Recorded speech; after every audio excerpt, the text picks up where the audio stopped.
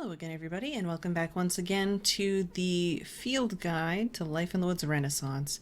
Today we're going to be covering backpacks, how to make them, and the different kinds. So there are actually 4 different kinds of backpacks. I'm going to be covering 3 because I don't really like the 4th.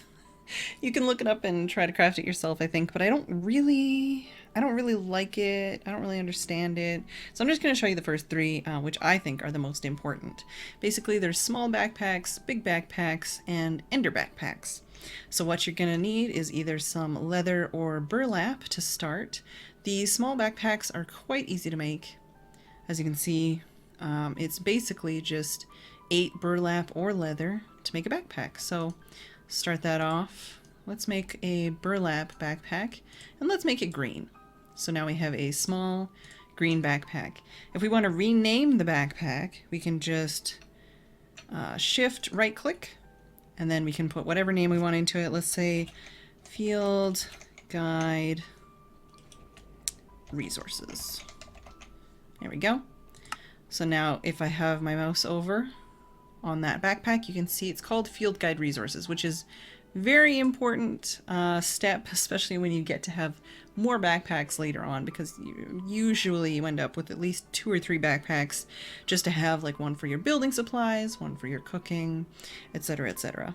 Now say you want to make a large backpack. If you try to look up the recipe in NEI, it won't actually work. It won't work in Creative either, and nothing will show up. What you actually need to make a large backpack is a small backpack and 8 pieces of tanned leather.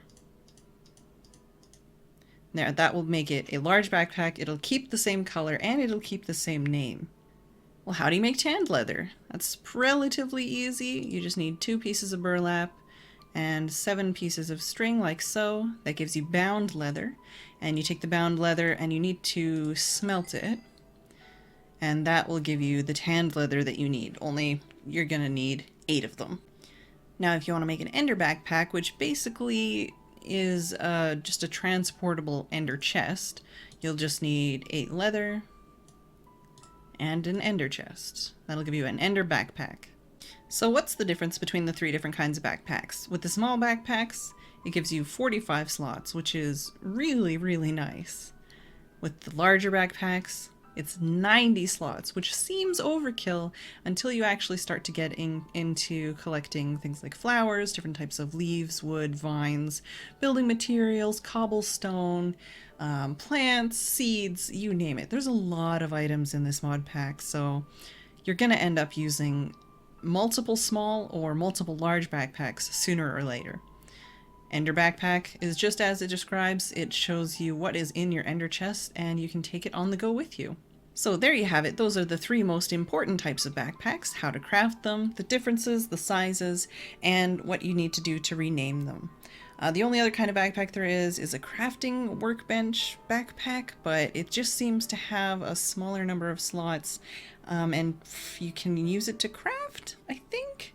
I don't really know how it works. I've never really liked it. I really prefer just using the large backpacks and the small backpacks. But yeah, that's pretty much it. Anyways, if you have any other requests, suggestions, or tutorials you'd like to see me do on the field guide episodes, let me know.